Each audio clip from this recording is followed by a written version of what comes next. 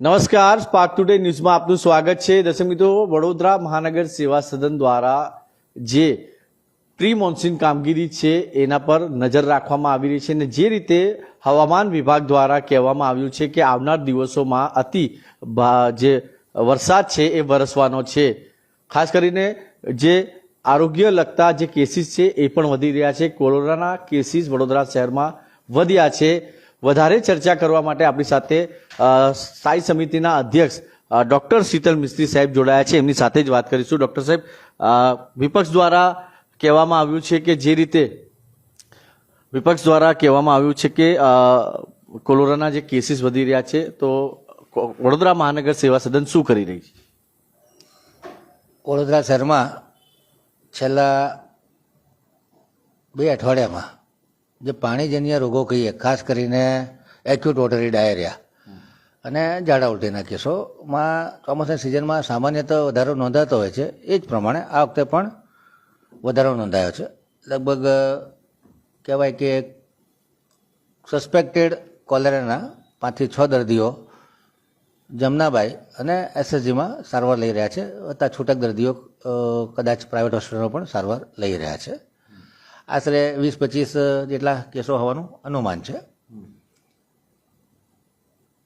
આ કેસો કોલેરાના કન્ફર્મ કેસો નથી, કારણ કે કોલેરાના કેસોને કન્ફર્મ કરવા માટે સરકારી હોસ્પિટલમાં TCBS અગાર દ્વારા કલ્ચર કરી અને 4 દિવસનો રિપોર્ટ આવતો હોય છે.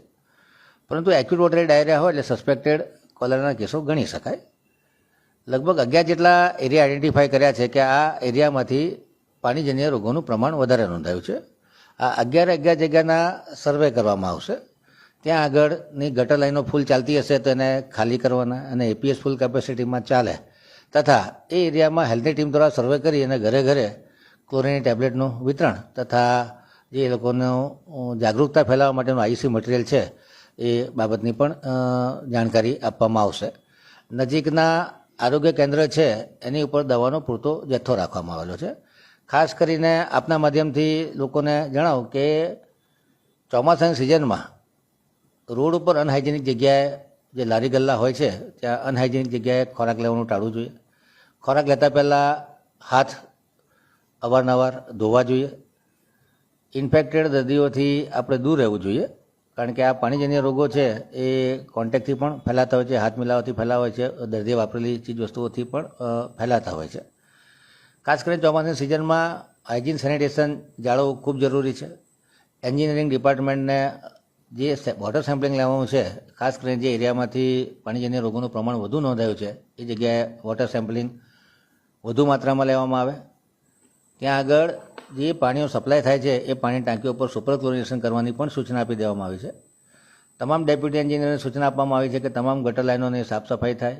કોઈ પણ જગ્યાએ કન્ટામિનેશન દેખાય તો તાત્કાલિક એ લાઈન કાટ કરી અને લોકોને ટેન્કરથી પાણી આપવામાં આવે અને જે કોઈ ફોલ્ટ હોય એનું એન્જિનિયરિંગ શાખા દ્વારા નિરાકરણ કરવામાં આવે. આ પ્રમાણેની સૂચના આપી દેવામાં આવી છે. કોર્પોરેશનનું આરોગ્ય તંત્ર ખૂબ સજ્જ અને ખૂબ ચીવટતાથી દરેક વસ્તુની દેખરેખ રાખી રહ્યું છે. તમામ હોસ્પિટલોના ડેટા પણ કલેક્ટ કરવાની સૂચના આપી દેવામાં આવી છે કે જેથી કરીને જો કોઈ આરોગ્યને લગતી સમસ્યા ઊભી ન થાય અને મોટા લેવલની સમસ્યા ઊભી ન થાય એ માટે તાકીદના તમામ પગલાં લેવા માટે આરોગ્ય તંત્ર અને એન્જિનિયરિંગ ડિપાર્ટમેન્ટ સૂચના આપી દેવામાં આવી છે. એટલે આરોગ્ય ડિપાર્ટમેન્ટ અને કોર્પોરેશન તો કામગીરી કરી રહી છે. લોકોને પણ હવે થોડું સાવધાન રહેવું પડશે, જે રીતે આપે કીધું ડૉક્ટર સાહેબ, કેમ કે ખાસ કરીને અત્યારે જે પાણી પીવાનું આવે છે એ સૌથી ખતરનાક હોઈ શકે, કેમ કે અત્યારે જે ગટરનું પાણી મિક્સ થઈ જાય અથવા લોકો એ પાણી પીતા હોય તો એનાથી પણ આ કેસીસ વધી રહ્યા છે. કીધું નળના સેમ્પલ લઈ અને નળના પાણીના પણ કલ્ચર કરવાનું મેં કીધું છે. જે ઘરમાં પાણીજન્ય રોગ અથવા એક્યુટ ડાયરિયલ ડિસીઝ નોંધાયા છે એ પાણીના પણ એમના ઘરમાં જે પાણી આવે છે એના પણ કલ્ચરના સેમ્પલ લેવા માટે મેં સૂચના આપી છે આરોગ્ય અમલદારને, જેથી કરીને કોઈ દર્દીને કોલેરા થયો અને કોર્પોરેશન નળનું પાણી આપે છે એમાં કોલેરાના જંતુ આવે છે કે નહીં અથવા એમાં બીજા કોઈ જંતુ આવે છે કે નહીં, કોલિફોર્મ બેક્ટેરિયા હોય કે, એટલે જે જગ્યાએ અમને શંકા છે એ જગ્યાએ અમે આ પણ રિપોર્ટ કરાવીશું, જેથી કરીને લિંક એસ્ટાબ્લિશ કરી શકાય કે ભાઈ કોર્પોરેશનના પાણી દ્વારા ફેલાયું છે. કોલેરા પાણીજન્ય રોગ છે, એવું નથી કે કોર્પોરેશનના પાણી દ્વારા જ ફેલાય. અન્ય વસ્તુઓ માનો રોડ પર પાણીપુરી ખાધી હોય, દૂધની આઈટમો ખાધી હોય, સડેલું અનાજ હોય, સડેલા શાકભાજી હોય, શાકભાજી પર પણ ગટરના પાણી છાંટી અને ઘણી વખત ખેતી થતી હોય છે કે એમાં પણ દૂષિત પાણીથી છંટકાવ થતો હોય છે. ખાતર બી ઘણી વખત દૂષિત હોય, સડેલા વેજીટેબલ્સ હોય, સડેલા ફ્રૂટ્સ હોય. આ દરેક વસ્તુઓથી કોલેરા ફેલાતા હોય છે અને કાયમ કોર્પોરેશનના માથે જ દોષનો ટોપલો ઢોળવો એ પણ યોગ્ય નથી. પરંતુ અમે એવું પણ નથી કહેતા કે કોર્પોરેશનના તમામ પાણી માટે અમારે કાળજી નહીં રાખવી. તમામ જગ્યાએ ચોમાસામાં કોઈ પણ જગ્યાએ દૂષિત પાણી આવતું હોય તો એને તાત્કાલિક રિપેર કરવામાં આવશે. ડૉક્ટર સાહેબ, આપ ચેરમેનની સાથે સાથે ડૉક્ટર પણ છો અને લોકો બી લાઈવ જોઈ રહ્યા છે, આપણને સાંભળી રહ્યા છે. તો જે રીતે આપે કીધું કે તો શું સલાહ આપશો લોકોને? કેમ કે ઘણા લોકો, મારા જ ઘરની વાત કરું તો અત્યારે જ્યારથી વરસાદ ચાલુ થાય અને પાણી વધારે પડે તો બોઇલ કરીને પીવાનું પાણી રાખવાનું હોય. મેં કીધું કે કોર્પોરેશન દ્વારા ક્લોરીન ટેબ્લેટનું વિતરણ કરવામાં આવે છે. એવી જ રીતે મોટાભાગના ઘરોમાં એક્વાગાર્ડ, આરો લાગેલું હોય અને પાણી ઉકાળીને પીવાથી આ જંતુઓ બધા મરી જતા હોય છે. ખાસ કરીને કોરોનાની વાત કરું તો નાના બાળકોમાં આ રોગ જીવલેણ સાબિત થઈ શકે, કારણ કે નાના બાળકોની હોજરીમાં એસિડનું પ્રમાણ ઓછું હોય. એ રીતે મોટી ઉંમરના જે વડીલો છે એમના હોજરીમાં પણ એસિડના પ્રમાણ ઓછા હોય છે. આ વિબ્રિયો કોલેરી કરીને જે કોલેરાનો બેક્ટેરિયા છે એ જેવો પેટમાં જાય અને હોજરીમાં હાઇડ્રોક્લોરિક એસિડના લીધે આ બેક્ટેરિયા મરી જતા હોય છે.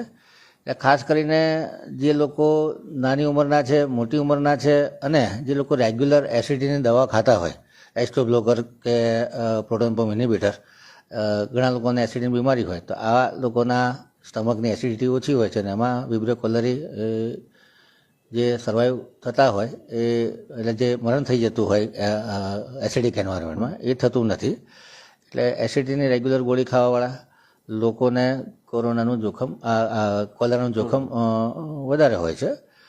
પરંતુ મોટાભાગના દર્દીઓ ઘણા વર્ષોથી ઇન્ડિયામાં કોલેરા થતો હોય છે. એટલે ખાલી માતાનું ધાવણ લીધું હોય અને માતાને કોલેરા થયો હોય તો પણ એન્ટીબોડી બાળકોમાં જતી હોય છે અને મોટાભાગના લોકો ઇમ્યુન હોય છે. છતાં તંત્ર સજ્જ છે.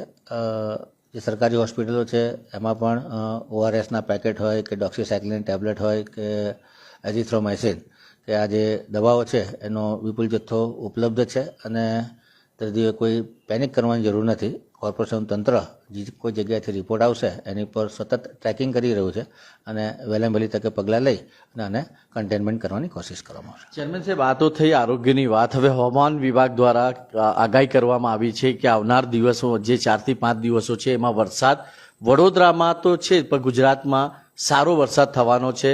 આપણા વડોદરાની વાત કરીએ તો અડધી કલાકના વરસાદમાં અમુક એવા વિસ્તારો છે જ્યાં પાણી ભરાઈ જાય છે. વડોદરા મહાનગર સેવા સદન કેવી તૈયારી છે? જો કદાચ ભગવાન ના કરે જો ફ્લડ આવતું હોય તો કેવી તૈયારીઓ આપની છે વડોદરાના વાસીઓ માટે? ગ્લોબલ વોર્મિંગના લીધે ઘણી વખત વરસાદી ઝાપટા ખૂબ ભારે પ્રકારનો વરસાદ થતો હોય છે. મોટાભાગે જે આપણે સ્ટોર્મ વોટર ડ્રેનેજ કે ડ્રેનેજની જે વ્યવસ્થા કરીએ છીએ, 1 કલાકમાં 1 ઇંચ વરસાદ આવે તો મોટાભાગે એ ગટર અને વરસાદી ગટરમાંથી વહી જતો હોય છે. આપણી કાંસો છે, ખાસ કરીને વડોદરામાં રૂપારેલ કાંસ છે, મસિયા કાંસ છે, આ બધી એ સિવાય અન્ય કાંસો છે, વાસના બાંકો કાંસ છે, આ બધી કાંસો પણ પાણીનું વહન કરતી હોય છે. પરંતુ અર્બનાઇઝેશન લીધે વખતો વખત જતાં જે નેચરલ કાંસો હતી એ ઘણી બધી પુરાઈ ગઈ છે. વસ્તીનું પ્રમાણ વધી ગયું છે.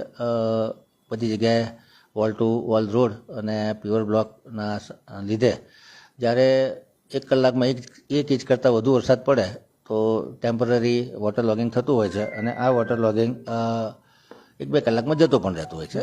એટલે આ સામાન્ય પાણી ભરાવાની સમસ્યાઓ તો વડોદરા શહેરમાં થતી હોય છે. તો એ કોઈ બહુ ચિંતાનું કારણ નથી. ઘણી સોસાયટીઓમાં 1-2 ઇંચ વરસાદ પડે તો આપણા ચપ્પલ બૂટ ડૂબી જાય એટલું પાણી ભરાતું હોય છે. પરંતુ જો વરસાદ બંધ થાય 1-2 કલાકમાં પાણી જતું રહેતું હોય છે. મૂળ વિષય છે કે મેજર ફ્લડિંગ, ખાસ કરીને વડોદરા શહેરના જે વોટર સોર્સિસ છે, પ્રતાપપુરા, આસોજ ફીડર, મહીસાગર નદી, વિશ્વામિત્રી નદી અને આજવા સરોવર. આજવા સરોવરમાં જ્યારે ઉપરનો વરસાદ થાય અને વધુ લેવલ એનું થાય તો એમાંથી દરવાજા મારફતે વિશ્વામિત્રી નદીમાં પાણી ભરાતું હોય છે. વિશ્વામિત્રી નદીનું 26 ફૂટ લેવલ થાય એટલે ઇમિનન્ટ પૂર કે ફ્લડ આવવાની શક્યતાઓ છે.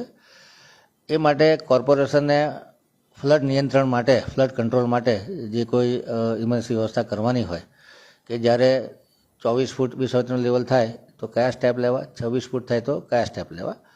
24 ફૂટ લેવલ થાય તે વખતે આપણે લગભગ 19 જગ્યાએ જેટલા સાયરન લગાડ્યા છે. 2.5 મિનિટ કન્ટિન્યુ સાયરન વાગે છે. 26 ફૂટ જેટલું લેવલ થાય ત્યારે 30 સેકન્ડ સાયરન વાગે, 30 સેકન્ડ બંધ થાય. આવું 6 સાયકલ સુધી લાગશે, જેથી લો લાઇંગ એરિયાના લોકોને ખબર પડે કે ભાઈ હવે પૂર આવવાની શક્યતા છે, ઘરમાં પાણી ઘૂસવાની શક્યતા છે, અને એ લોકોને વોર્ડ ઓફિસરને ફોન કરી અને 19 વોર્ડમાં 19 જેટલા શેલ્ટર હાઉસ માટેની જગ્યાઓ આઈડેન્ટિફાય કરી નાખી છે. પૂર નિયંત્રણ કેન્દ્ર બદામડી બાગ ખાતે ખૂબ સજ્જ રહેશે. ઉચ્ચ લેવલના અધિકારીઓ, ખાસ કરીને સિટી એન્જિનિયર, આરોગ્ય અધિકારી, ફાયર ઓફિસરો કન્ટિન્યુઅસ હાજર રહેશે. એ સિવાય એક્ઝિક્યુટિવ એન્જિનિયર મોટા વ્હીકલ સાથે 8-10 મજૂરો સાથે જે જગ્યાએ જરૂર પડશે એ જગ્યાએ સેવા કાર્ય માટે આ લોકોને દોડાવવામાં આવશે. જ્યારે 26 ફૂટની વિશ્વાસની સપાટી થાય તે વખતે આપણે કહીએ કે પેટાપૂર રાહત કેન્દ્ર, પેટાપૂર નિયંત્રણ કેન્દ્રો, એટલે ફ્લડ કંટ્રોલ કેન્દ્ર દરેક 19 વોર્ડ ઓફિસમાં ચાલુ કરવામાં આવશે. એમાં પણ અધિકારીઓ, વ્હીકલ, 10 મજૂરો અને જે ઇમરજન્સી માટે જે જરૂર હોય, ખાસ કરીને દોરડા છે, બોરિયા છે, લાઈફ જેકેટ છે, રીંગો છે, ટોર્ચ છે, આ બધી ઇમરજન્સીની આઇટમો સાથે 19 પેટાપૂર કેન્દ્રો પણ, નિયંત્રણ કેન્દ્રો પણ ચાલુ કરવામાં આવશે. 19 વોર્ડમાં અલગ અલગ જે નગર પ્રાથમિક શિક્ષણ સમિતિની શાળાઓ છે એમાં આ લોકોને શેલ્ટર આપવા માટે, એ લોકોને ફૂડ પેકેટની વ્યવસ્થા માટે જે કોઈ વ્યવસ્થા કરવાની છે એ બધી કરવામાં આવી છે. વડોદરા શહેરમાં 19 જગ્યા જેટલા સાયરન લગાડવામાં આવે છે. 93 જેટલી જગ્યાએ અમે લોકોએ ફ્લડ લાઇટ મારેલી છે, જે લો લાઇંગ એરિયા છે, જેથી કરીને રાતના સમયમાં પણ ઇમરજન્સી કાર્યમાં તકલીફ ન પડે. વડોદરાના અલગ અલગ એરિયામાં વોટરના લેવલ માપવા માટેના ગેજિંગ સ્ટેશનો ઊભા કરેલા છે. લગભગ વડોદરામાં 39 જેટલા વોકી ટાકી સેટ છે, જેનાથી જે કાલાઘોડા પાસે વિશ્વામિત્રી એપીએસ છે, ત્યાં આજવા સરોવર, મહીસાગર, રાયકા, ધોળકા, હાજલપુર, પ્રતાપપુરા, આસોજ ફીડર, આ તમામ ઇમરજન્સી જગ્યાથી કન્ટિન્યુઅસ ફીડબેક આવ્યા કરશે. આજવાનું પાણી ક્યારે છોડવું, 15મી ઓગસ્ટ સુધીમાં આજવાનું લેવલ 211 ફૂટ મેન્ટેન કરવામાં આવશે. 30મી ઓગસ્ટ સુધીમાં 212 ફૂટ જેટલું મેન્ટેન કરવામાં આવશે. એનાથી ઉપર થાય તો તરત પાણી છોડવામાં આવશે.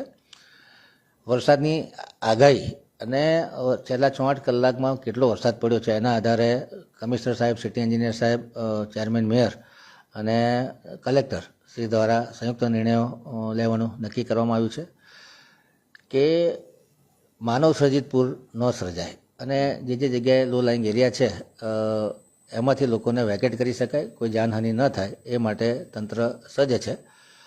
જે બોટની વ્યવસ્થા કરવાની છે એમાં વડોદરા શહેરમાં અત્યારે કોર્પોરેશનની માલિકીની 13 બોટ છે અને બધી બોટ ખરીદ લગભગ 20 બોટની આસપાસ છે. ઇમરજન્સીમાં રબર બોટ ખરીદવાની જરૂર થાય એ માટેની પણ તૈયારી કરી દેવામાં આવી છે. ખાસ કરીને અલગ અલગ અધિકારીઓ કે તમામ એચઓડીઓ, ગાર્ડનના એચઓડી, સ્ટ્રીટ લાઇટના એચઓડી કે ઇલેક્ટ્રિસિટી ફેલિયર વખતે એમજીવીસીએલ જોડે લાયઝનિંગ કરી અને કામ કરવામાં આવે. કોઈ વૃક્ષ ધરાશયી થઈ જાય તો એને ઇમરજન્સીમાં હટાવવું, જેથી કરીને ટ્રાફિક જામ ન થાય, કોઈ જાનહાનિ ન થાય, એ માટેનું તમામ તંત્ર સજ્જ કરી દેવામાં આવ્યું છે. સિટી એન્જિનિયર હોય, તમામ એક્ઝિક્યુટિવ એન્જિનિયર, બિલ્ડિંગ કન્સ્ટ્રક્શનના એક્ઝિક્યુટિવ એન્જિનિયર, રોડ ડિપાર્ટમેન્ટના એક્ઝિક્યુટિવ એન્જિનિયર, આરોગ્ય અમલદાર હોય, આ તમામ લોકોને હાઈ એલર્ટ પર રહેવાની સૂચના આપી છે. જેવું 24 ફૂટ વિશ્વામિત્રીનું લેવલ થાય એ વખતની એક્શન અલગ છે, 26 ફૂટ થાય એ વખતની એક્શન અલગ છે. આ બાબતનું તમામ સંકલન થોડા વખત પહેલાં કર્યું છે, પાછું ફરી પણ કરવામાં આવશે, જેથી કરીને પૂરની પરિસ્થિતિમાં અફરાતફરીનો માહોલ ન સર્જાય અને એક ડિસિપ્લિન રીતે વડોદરા એક રેઝિલિયન્ટ સિટી તરીકે આપણે નાગરિકોની સહાય કરી શકીએ. તમામ એનજીઓ, તમામ નાગરિકો પોતે પણ કોઈ માહિતી હોય તો એ આપી દે. વડોદરા શહેરમાં જે LED લાગેલા છે એમાં પણ પૂર રાહતના સમયે જે કોઈ એનાઉન્સમેન્ટ કરવાના છે એ પણ કરવામાં આવશે.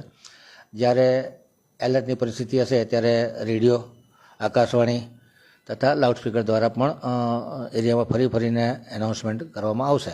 એટલે કહેવાય કે અલગ અલગ પાસાઓનો વિચાર કરી પોલીસ ડિપાર્ટમેન્ટે કેવી રીતે કામ કરવું, વ્હીકલ્સ પ્રોક્યોર કરવા હોય તો એનું, કલેક્ટર ઓફિસ જોડે કેવી રીતે સંકલન કરવું, સંકલન માટેની જવાબદારી ડેપ્યુટી મ્યુનિસિપલ કમિશનરને આપવામાં આવશે. એ સિવાયની ફાયરના ઓફિસર, હેલ્થના ઓફિસર અને સિટી એન્જિનિયર, આ તમામ લોકો હાઈ એલર્ટ પર રહેશે. ચેરમેન સાહેબ, આ તો ભગવાનને અમે પ્રાર્થના કરીશું કે આવું કોઈ સંકટ આપણા પર ના આવે. તમે એના માટે તૈયારી પણ કરી છે. ઘણા બધા લોકો અત્યારે લાઈવ જોઈ રહ્યા છે. લાસ્ટ સવાલ છે મારો, લોકોને શું મેસેજ આપશો કે કોઈ પણ પ્રકારનું પેનિક ના કરે એ લોકો, જો કદાચ આવી કોઈ થાય તો? જ્યારે પણ કોઈ કુદરતી આફત આવતી હોય ત્યારે વડોદરા એક સંસ્કારી નગરી તરીકે આપણે કોવિડની મહામારીમાં પણ જોયું કે લોકોની સામૂહિક તાકાત એકબીજાને મદદ કરવાની પુષ્કળ છે. અને કોવિડ વખતે તો નોડલ ઓફિસર હતો અને એડવાઇઝર હતો, એ વખતે મેં જોયું કે કોઈ પણ સામાજિક સંસ્થા હોય, કોઈ પણ એનજીઓ હોય, કોઈ પણ ધાર્મિક સંસ્થા હોય, બધા લોકો એકબીજાને મદદ કરવા માટે તત્પર હતા. પછી ફૂડની વ્યવસ્થા હોય કે કોઈ જગની વ્યવસ્થા હોય કે બૂટ ચપ્પલ સુધીના લોકોએ ડોનેશન આપેલા છે. એટલે વડોદરા સંસ્કારી નગરીની એક સામૂહિક તાકાત ખૂબ મોટી છે. એનો પરિચય મને કોવિડની મહામારી વખતે થયો. અને આશા રાખું કે આવી કોઈ પણ કુદરતી આફત આવે તે વખતે વડોદરા લોકો સંગઠિત થાય, એકત્ર થાય અને એકબીજા આપણા નાગરિકોને મદદ કરવાની જે ભાવના છે એ ખરેખર ઉડીને આંખે વળગે એવી છે. અને કોઈ પણ વસ્તુ હોય તો ખોટી અફવાઓ નહીં ફેલાવવી જોઈએ અને એકબીજાને મદદ કરવી જોઈએ. તંત્રને ઇન્ફોર્મેશન મળશે, તંત્ર એ પ્રમાણે તૈયારી કરશે. કોઈ નાના મોટા સૂચન હોય તે પણ આવકાર્ય છે. દર્શક મિત્રો, આ હતા સ્થાયી સમિતિના અધ્યક્ષ ડૉક્ટર શીતલ મિસ્ત્રી, અને પોતે જ કોરોના કાળમાં જ્યારે એમની કામગીરી હતી, ખરેખર ખૂબ સારી કામગીરી ડૉક્ટર સાહેબે કરી છે. મેં આંખોથી જોયેલું છે. કોરોનાના પેશન્ટ પાસે કોઈ જતું નહોતું ત્યારે પણ ડૉક્ટર શીતલ મિસ્ત્રી એમનું ખ્યાલ રાખ્યું છે. સારી સારવાર કરવામાં આવી. આજ અત્યારે વડોદરા મહાનગર સેવા સદનના સ્થાયીના ચેરમેન છે. અને જે રીતે હવામાન વિભાગ દ્વારા કહેવામાં આવ્યું છે કે આવનાર 4 થી 5 દિવસ આપણા માટે સારા નથી, અતિ વરસાદ થવાનો છે, ભારે વરસાદ થવાનો છે, એની પણ તમામ માહિતી આપને આપી છે. અને આરોગ્ય લગતી પણ માહિતી ડૉક્ટર સાહેબે આપ્યું છે. દર્શક મિત્રો, આરોગ્ય તંત્ર અને વડોદરા મહાનગર સેવા સદન તો તૈયાર છે, પણ સાથે સાથે આપણે પણ તૈયારી બતાવવી પડશે અને આપણે પણ જાગૃત થવું પડશે અને આપણે પણ સાવધાન રહેવું પડશે. વિડીયો જર્નલિસ્ટ ગૌતમ સુનવને સાથે હું કૌશલ, સ્પાર્ક ટુડે ન્યૂઝ માટે.